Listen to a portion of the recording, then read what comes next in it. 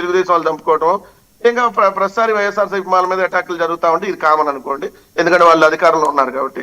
So ఇక్కడ నేనంటుంది ఏంది, దేనికి సంబంధించి వాళ్ళ పార్టీలో ఉన్నటువంటి అంతర్గత గొడవల్ని వాళ్ళు చర్చించుకోవాల్సిన అంశం, దాని గురించి ఏదో మేము పెద్దగా చెప్పాల్సిన అంశం లేదు. కానీ ఇక్కడ ఎట్లా వస్తుందంటే, మీరు అన్నారు ఇందా చంద్రబాబు నాయుడు గారు ఏదో కార్యకర్తల్ని కష్టపడిన నాయకులకి మనం ప్రాధాన్యత ఇవ్వాలి, మరి కామెడీగా లేదా? పార్థసారథి ఎప్పుడు వచ్చాడండి పార్టీలో? పెనమలూరు పార్థసారథి ఎప్పుడు వచ్చాడండి? ఎప్పుడు వచ్చాడు పార్టీలో? కాదు పదవి కొట్టారా లేదనేది ఇంపార్టెంట్. అదే సార్, మంత్రి పదవి ఇచ్చారు. అట్లానే సుభాష్ ఎప్పుడు వచ్చాడు? వాసనశెట్టి సుభాష్ ఎన్నికలకు వీళ్ళందరూ 4-5 నెలల ముందో లేదా 2-3 నెలల ముందు వచ్చిన వాళ్ళే కదా. సుభాష్ కావచ్చు, లేదంటే మీరు అన్న డీల్ కావచ్చు, అతను మన కడప జిల్లాకు సంబంధించిన మంత్రి, అతను ఎప్పుడు వచ్చాడు? రాంప్రసాద్ రెడ్డి. వీళ్ళందరూ వైఎస్ఆర్సీపీలో పనిచేసి వచ్చిన వాళ్ళే కదా. ఇప్పుడు పాయింట్, మరి మీ పార్టీలో విడుదల రజనీ గారు ఎప్పుడు వచ్చారు? బొత్స సత్యనారాయణ గారు ఎప్పుడు వచ్చారు? బాలినేని శ్రీనివాసరెడ్డి గారు ఎప్పుడు వచ్చారు? ఆయన పీకేశారు కదా. ఉమ్మడి ఆంధ్రప్రదేశ్ లో 5 ఏళ్ల మంత్రి పదవి ఉంటే సంవత్సరంలో బయటకు వచ్చేస్తే 4 ఏళ్ల పదవి వదులుకుంటే 2.5 ఏళ్ళకి ఆయన పీకేసి ఆయన పొమ్మని దాకా పొగబెట్టారు ఆయన్ని. ఇక్కడ చూస్తేనేమో మరి బొత్స సత్యనారాయణ గారికి, విడుదల రజనీ గారికి, మరి కొంతమందికి, మరి ఎవరికి ధర్మాన ప్రసాదరావు గారికి, జగన్ గారిని తిట్టిన వాళ్ళకే మళ్ళీ ఏకంగా చక్కగా మంత్రి పదవులు ఇచ్చారు. మీకోసం పదవులు త్యాగం చేసినటువంటి పాపం కొండా సురేఖ గారు ఇంకా చెప్పుకుంటూ పోయి చాలా మంది ఉన్నారు.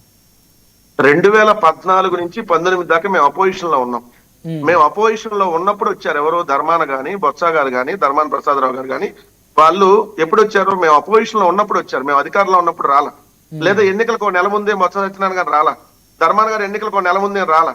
రెండో అంశం వచ్చాడు, మీరు అన్న బాలినేని గారికి చాలా ప్రయారిటీ ఇచ్చేవాళ్ళు సార్. దాని గురించి ఇప్పుడు చర్చ జరిపితే, ఎగ్జాంపుల్ చెప్తున్నా, దాని గురించి చర్చ జరిపితే చాలా పెద్ద చర్చ జరపాలి. రెండోది ఏంటంటే, విడుదల రజనీ గారు కమ్యూనిటీ బేస్ లో ఇవ్వాల్సి వచ్చింది. ఎందుకంటే కమ్యూనిటీకి సంబంధించినటువంటి దాంట్లో ముదిరాజు రజిక 2 కమ్యూనిటీలకు సంబంధించిన దాంట్లో బీసీకి ప్రయారిటీ ఇవ్వాలి. మన దగ్గర ఏకైక ఎమ్మెల్యే కాబట్టి ఖచ్చితంగా కులాల ఈక్వేషన్ లో ఇవ్వాల్సి వస్తుంది. ఇది ఒక పాయింట్. రెండు నేను క్లియర్ గా ఏమంటున్నా అంటే, వాళ్ళకి సంబంధించిన దాంట్లో వాళ్ళు విభేదాలు అవన్నీ వాళ్ళే మాట్లాడతారు. పిఠాపురం వరం మీరు చెప్పండి నిజాయితీగా మీరు చెప్పండి. ఇప్పుడు పిఠాపురం వరం కాళ్ళు ఏం చెప్పారు?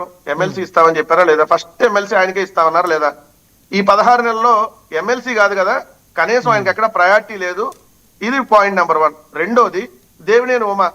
మీ అందరికీ తెలుసు, కృష్ణా జిల్లాలో దేవినేని ఉమ ఎప్పటి నుంచి జెండా పట్టుకుని తిరుగుతున్నాడు. అపోజిషన్ లో ఉన్నప్పుడు కూడా ఫైట్ చేసినటువంటి వ్యక్తి. మైలవరంలో వసంత కృష్ణప్రసాద్ ఎప్పుడు వచ్చాడు? ఎన్నికలకు 2 నెలల ముందు వచ్చిన వసంత కృష్ణప్రసాద్ సీట్ ఇచ్చి ఈ రోజు కనీసం ఎమ్మెల్సీ కూడా లేదు దేవినేని ఉమాకి. ఇట్లాంటివన్నీ వాళ్ళ దగ్గర ఉన్నటువంటిది. అంటే వాళ్ళు మరి ఎవరికి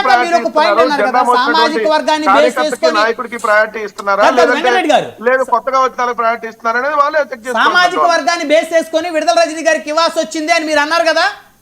అవును. ఇప్పుడు ఆ స్టాండ్ మీద కట్టుబడి ఉంటారుగా. మీరు అడగండి, నా దగ్గర సమాధానం ఉంది అన్నిటికీ. మరి అలాగైతే సామాజిక వర్గాన్ని బేస్ చేసుకొని ఇస్తే ఆంధ్రప్రదేశ్లో చంద్రబాబు నాయుడు గారి సామాజిక వర్గం మీ దృష్టిలో బలహీనమైన సామాజిక వర్గమా? 2.5 సంవత్సరాల తర్వాత ఆ పేరు కొడాలని గారిని కూడా పీకేసి అసలు ఆ సామాజిక వర్గానికి ఒక్క మంత్రి పదవి లేకుండా చేశారు. అంటే ఆ సామాజిక వర్గం మీద వివక్ష మీకు? లేదు సార్, మేము బీసీలకు అత్యధిక ప్రయారిటీ ఇవ్వాలని చెప్పి వెళ్ళాం. అందుకని ఓసీ సామాజిక వర్గంలో కొంతమంది ఏదైతే 2.5 సంవత్సరాలు మేము ముందే చెప్పాం, 2.5 సంవత్సరాలు